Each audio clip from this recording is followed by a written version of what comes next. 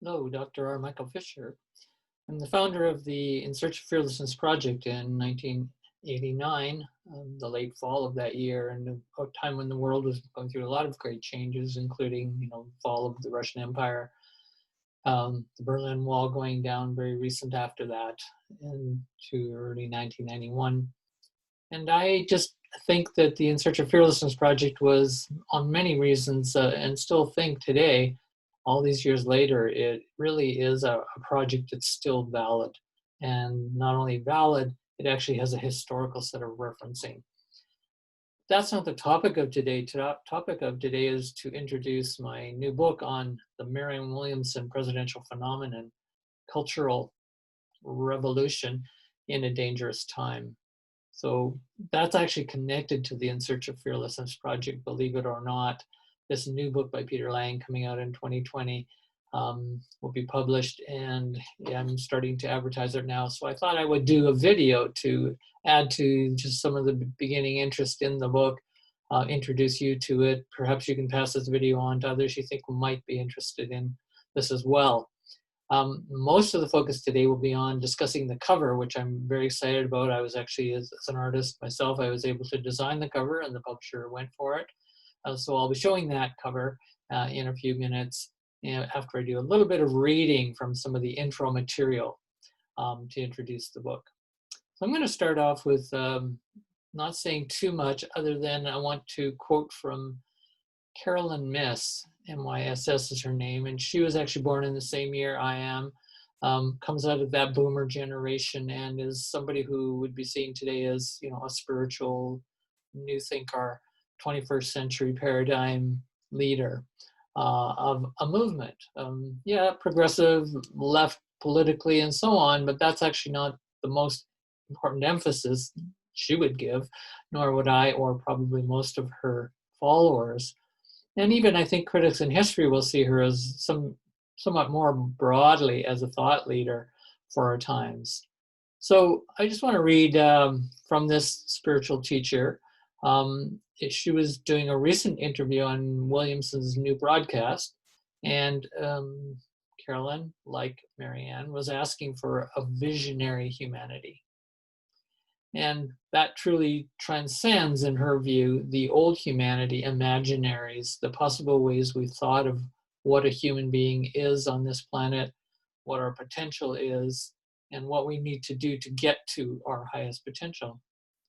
So she also includes that involves a challenging for humanity and this, quote, sort of new kinds of human beings that can operate outside of the constant and chronic war, injustice, violence, etc.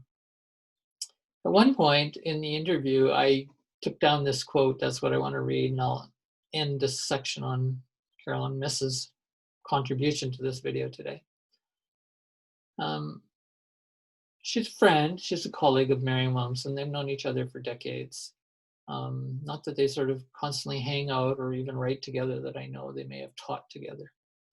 But at one point, I thought a really interesting moment. Here's what she said about Marianne. And this is very recent, right after Marianne Williamson had run for the 2020 presidential leadership of the Democratic Party. Quote, I really do want to say that I deeply believe you have made such a dent in the turning point of this country, Marianne. Even though you didn't make it to the White House, your message reverberated.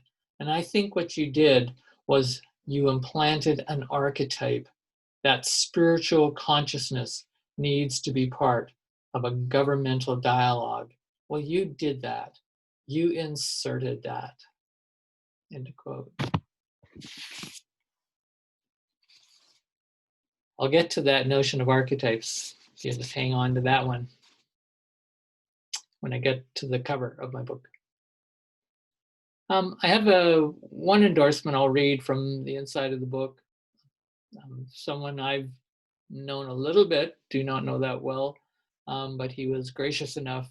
This is from Randall PhD, author of Time, Will, and Purpose, Living Ideas from the Philosophy of Josiah Royce.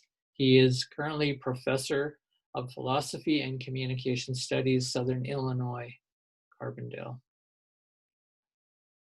All right, Southern University. The quote is, Marianne Williamson reached hundreds of thousands of people with her books, lectures, and workshops since her rise to prominence in the 1990s. Since declaring her bid for the presidency of the US, she has reached millions. Not all were eager listeners, but many heard her enduring message.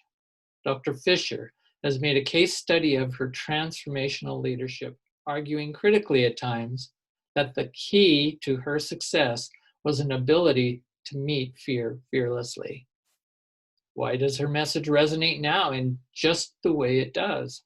Why is there such tension between those who push her away, call her a flake, avoid the obvious and real spiritual implications of our present politics? And how can Williamson balance her own otherworldly discipline with her transformational leadership? Dr. Fisher is probably the world's leading expert on the effects of fear and its antidotes, and here he takes an unflinching look at how fear has warped and twisted us and how we can be transformed by such figures as Williamson. As he indicates, it is very important at this moment not only to understand what is happening, but to remember and to document for the future what this moment was for those who lived it. Yet, there is more than memory in these pages. This is also about what kind of future we can hope for, in contrast to what we will get if we do not learn to face the fears and face them down. End quote. The next little bit I'll read is from a person I asked, Rob Asghar, A-S-G-H-A-R. He is an interesting independent writer, works in university systems for his day job, but he is a kind of a leadership consultant guy, publishes and writes for one of the Business Futures magazines. And I saw his article where he had written about Marianne Williamson, and I asked him, I said, would you got some thoughts that most people don't speak about Marianne Williamson. And I'm talking about, my book is both for admirers of her and it's also for critics of her. I was trying to run this very difficult balance. I'm not sure how well I did it. You can tell me, as people will, no doubt. That this balance between, seeing the good and the, parts that need improvement, strengths and weaknesses, if you want, of any leader, of a great leader. And because I'm an educational leadership person myself and scholar, I'm always studying how people do education, how they create curriculum, and how they present that to the public as pedagogical interventions into society. I think that is a public figure, public work needs to be critical. So Rob Asghar wrote a really interesting foreword. I will only give you a really brief section of it at the beginning of his foreword. It has been said that, quote, the only thing necessary for the triumph of evil is for good men to do nothing, end of quote. Good people.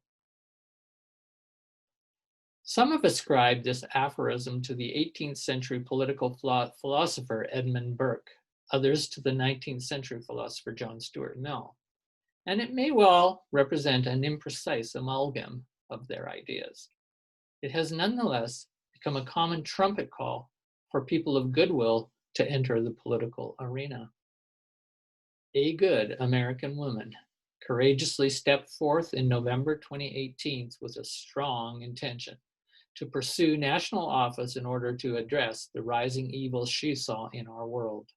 Marianne Williamson, the popular self-help author and speaker who had spent decades preaching and teaching based on the New Age book A Course in Miracles, was about to attract a good deal of attention in the political arena, America. Williamson's concern for the state of the planet, for the plight of the poor, and for readdressing of injustices has been and still is admirable.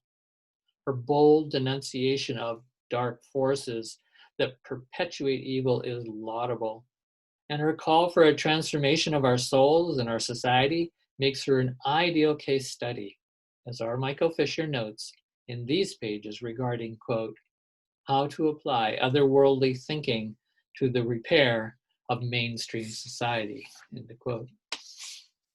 The paradox, as Dr. Fisher and others have observed, is that Marianne's political style represents a sharp break with the idyllic spiritual otherworldliness of A Course in Miracles and with her own lesser politically imbued past. So Marianne Williamson's been teaching, she's probably the star teacher for decades of the A Course in Miracles, a whole other topic. I first saw Williamson speak in 1988. She was building an immense grassroots following in Los Angeles. For several years, I attended her weekly talks and acquired cassette tapes of her lessons to ponder while on my unending LA commutes. I was impressed with the rigor of her spiritual knowledge and practice, the unconditional acceptance of others, the refusal to judge, and especially the remarkable emphasis on preemptive forgiveness.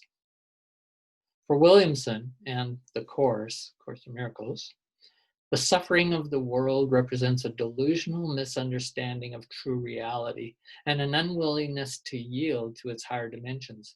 At that moment in her journey, her motto could have been roughly, quote, paraphrasing, if you're angry and outraged by others, you're not paying attention to the truth about them or about yourself, end quote. After making it to a point to attend her talks again years later, paradoxically, I heard her repeatedly point to political and social strife and say, quote, if you're not angry, you're not paying attention, end quote. She justified this as love's moral outrage. By that stage, she had run a failed 2014 congressional campaign, was beginning to become an avid campaigner for Bernie Sanders' 2016 presidential campaign, and was only a few years away from launching her own bid for national office, the presidency. This is not to say that her new worldview was unjustifiable, but mainly to point out that it represents a U-turn from the discipline of unconditional acceptance that she promoted and preached for years. Many social justice activists would find the Course far too fetched and fuzzy for their taste, and would find Williamson's newly militant mindset to be a wonderful sign of progress. For such persons, there is a special place in heaven for a Jeremiah, an Amos, or a Micah. But those Old Testament prophets who thundered moral denunciations at the people for their wickedness. These activists would sniff at the restrained wisdom of the theological Reinhold Niebuhr's famous Serenity Prayer instead. They would likely exclaim with radical activist Angela Davis kind of sound, quote, I am no longer accepting things I cannot change. I am changing the things I cannot accept, end quote. So that was a little provocative, and I wanted somebody to write something provocative. And I do not, fully endorse everything Rob Asghar says in my foreword. That's not the point of having someone write a foreword and letting them do what they need to write, need to do. So let's move on now to my book cover. I'll do a screen share really briefly. We'll get the website up here. There we go. Yeah, I want to just get you to look at it here, of course, and see what you think, what it brings up in you. Just give me a minute on that.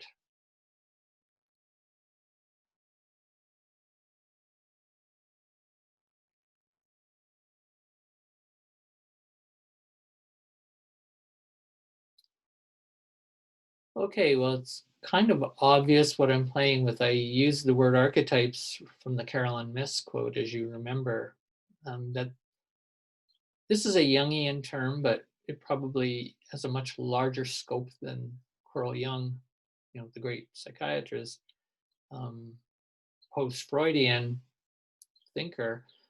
came up with, because I think it represents something that is in the symbolic realm of human mind, history, culture. And that is that we represent certain images or find images that represent really big ideas. So that's one way to understand what an archetype is. The other ideas is that these are not just ideas, but they actually come from the unconscious, the even collective and historical conscious of not only humanity, but of nature itself, of history and evolution, that we may put certain kind of figurations on these symbolic unconscious qualities or processes, but the argument is they actually represent something even more profound and much larger.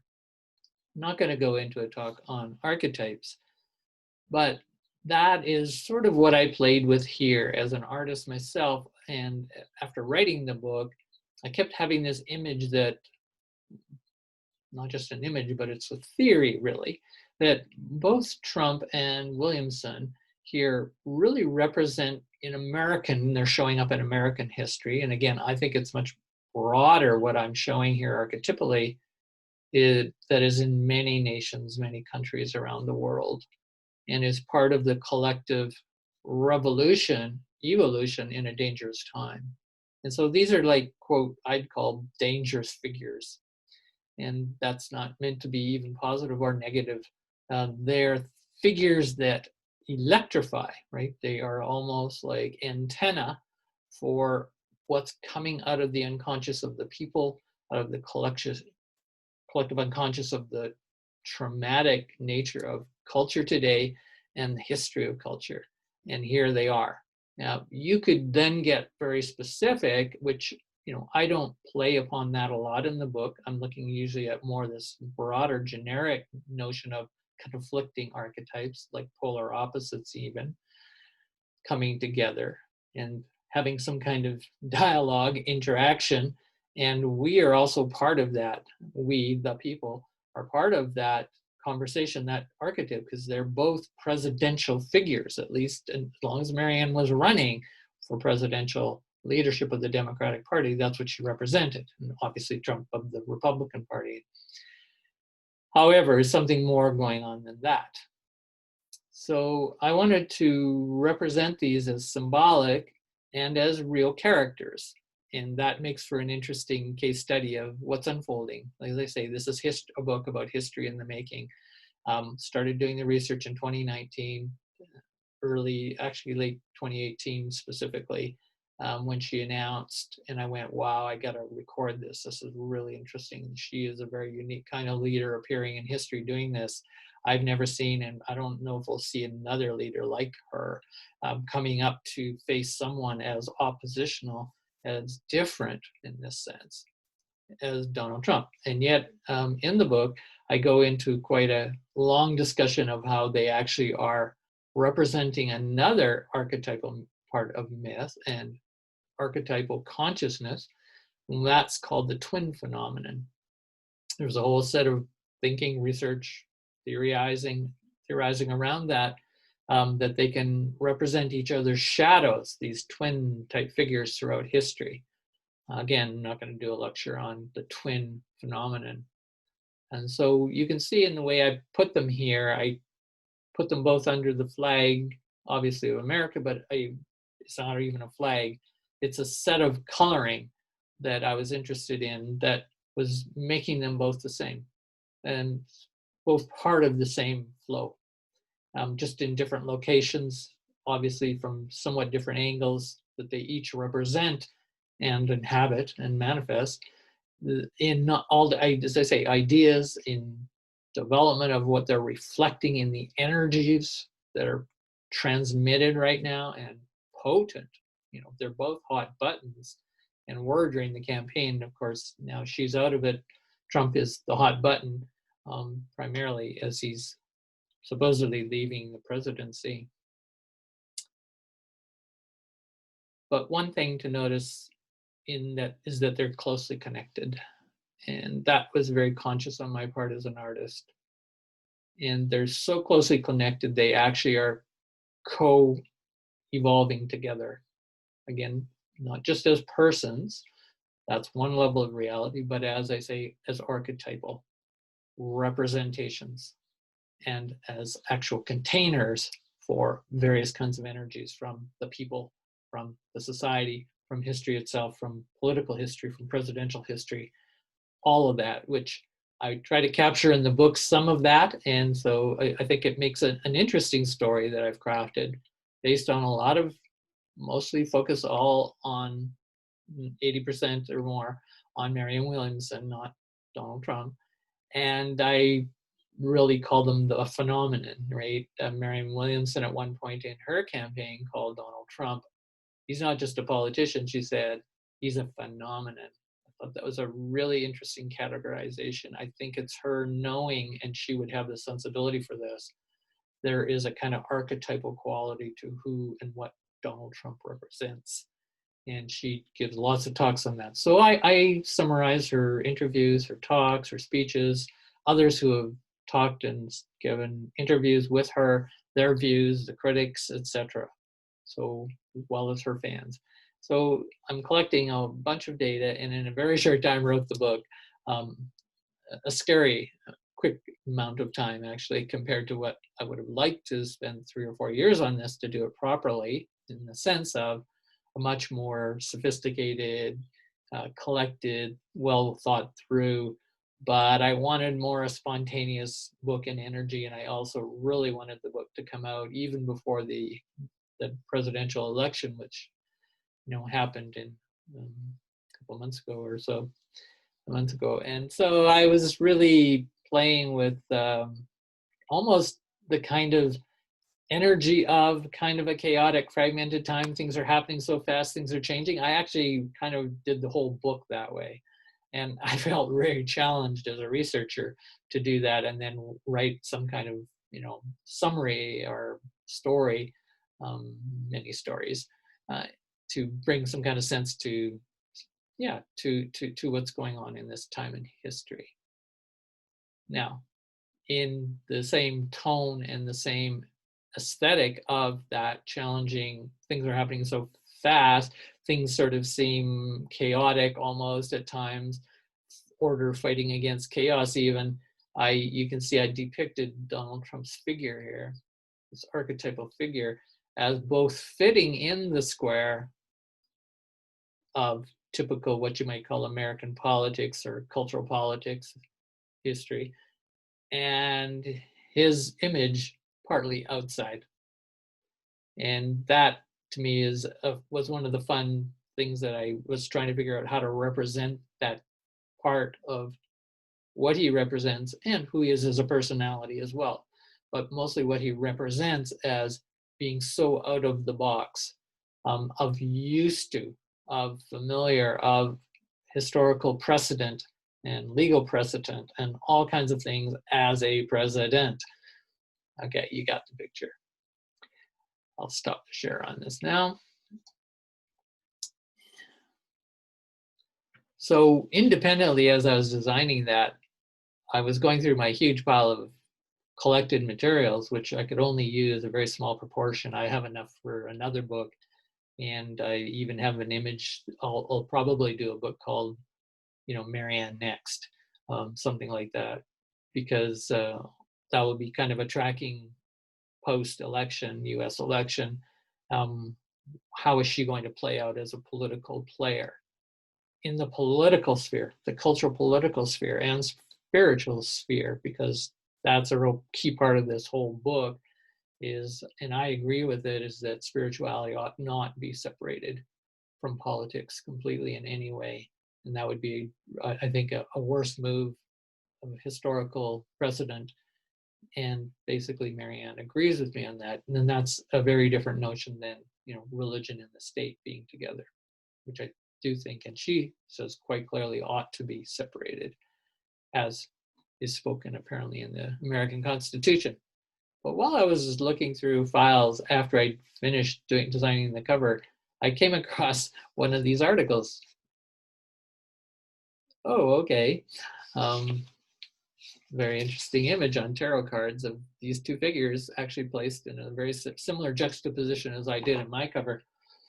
And I thought, okay, yeah, you see, this is the thing about archetypes is they're patterns within patterns within patterns, and they come in a kind of resonance, right? They're in a field of consciousness, if you will, that we can pick up. And so being an artist or being whoever who's picking up from unconscious material, it could be even dream work, dream material, um, this image arise, and not more than just me. I don't know who the artist is of that article. I asked and I looked for it, but didn't give the artist's name. So at least a couple places I've seen this juxtaposition. I think I've seen it in a few other places in different ways too.